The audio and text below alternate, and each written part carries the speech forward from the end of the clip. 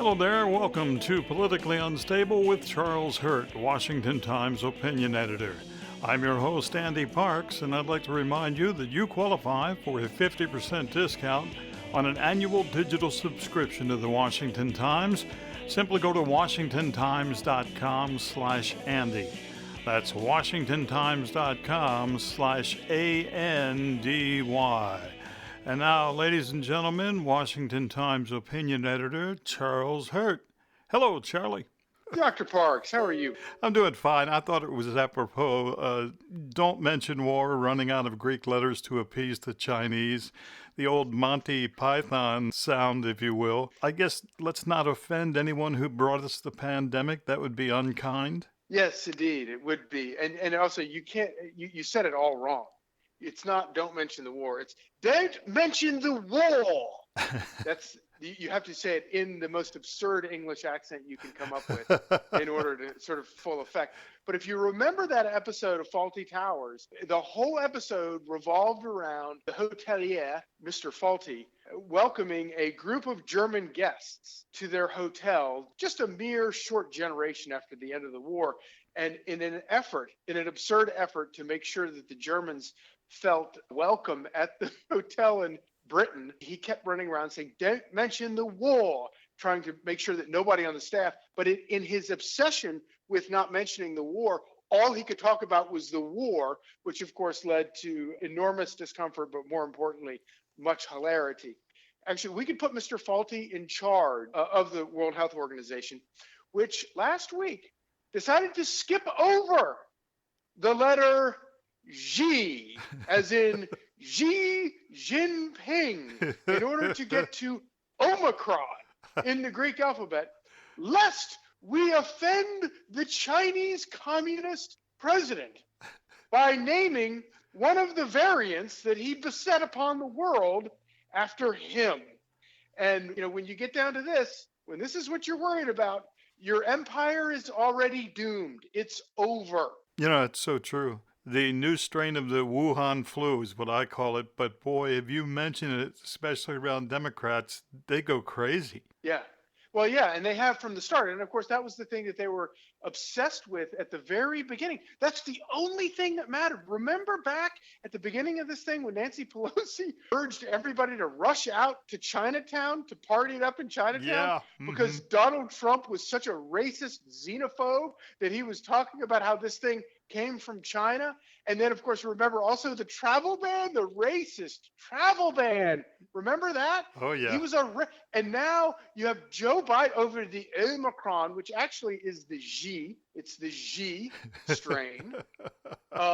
They now have the travel ban for Africa of all places, and they're enforcing it. And of course, this is after all the travel bans have proved to be largely ineffective, but not a peep out of the media about how racist Joe Biden is for putting a travel ban in place for Southern African countries. Yeah. Unbelievable. And I don't know if you caught Stephen Dinan's story regarding the southern hole in the border. If you are leaving one of those African countries and if you can somehow get to Mexico, sounds like you can come in from the south. Oh, yeah. No, it's amazing. And of course, now the Biden administration has floated this idea of putting a quarantine in place for all international travelers, unless you're an international illegal traveler crossing the border, the southern border. There will be no quarantine for those people coming illegally across the border. At some point, we have to sort of wake up and realize we're the idiots here for ever allowing these people to, giving these people any oxygen whatsoever to make any comment about anything, to argue about anything. They're fraudulent liars. If it weren't for the media, no normal, rational person would take any of these people seriously. This is what they're doing to our country. And I really do believe that once we get through this strange fever that we're in right now, I really do believe that the clouds will part and regular, normal American voters will wake up to all this and just say, okay, these people really are as ridiculous as we thought they were. And I think we saw that in Virginia with the Glenn Youngkin race, although I remain the most troubling thing about the Glenn Youngkin race in Virginia is that 47% of Virginians voted for Terry McAuliffe. I know. That right there is that should, we're all a big family, and we have some real sick people in our family. This is a real problem. We have a lot of work to do to help those people along out of their strange dark hole. Yeah.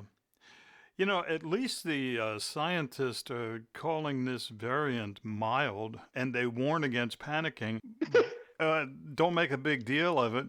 Meanwhile, you've got St. Fauci saying we've got to prepare. It's either already here or on the way, and it's going to cause big problems. Who do you believe?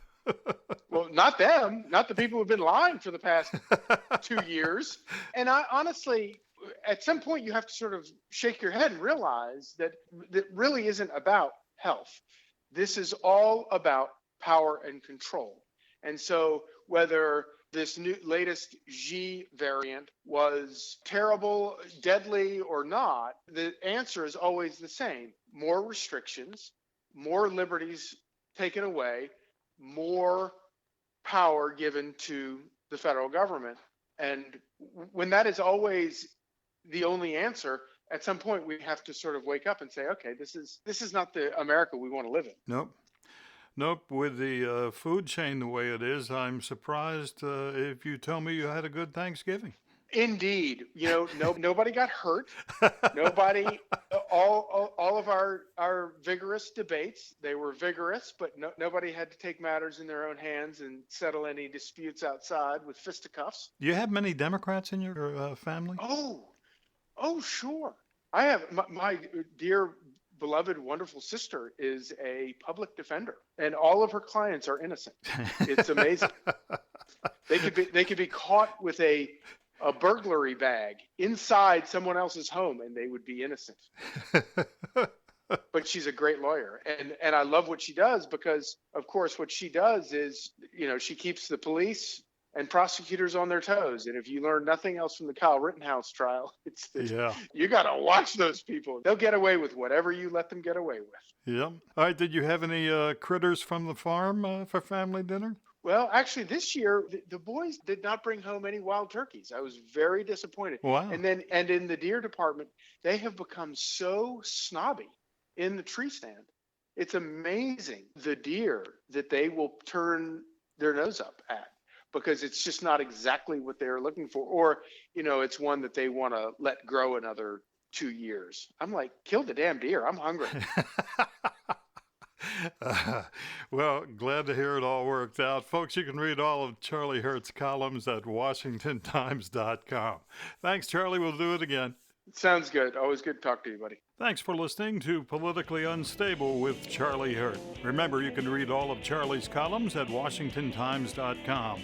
And while you're there, check out our great selection of podcasts. I'm Andy Parks. Have a great day.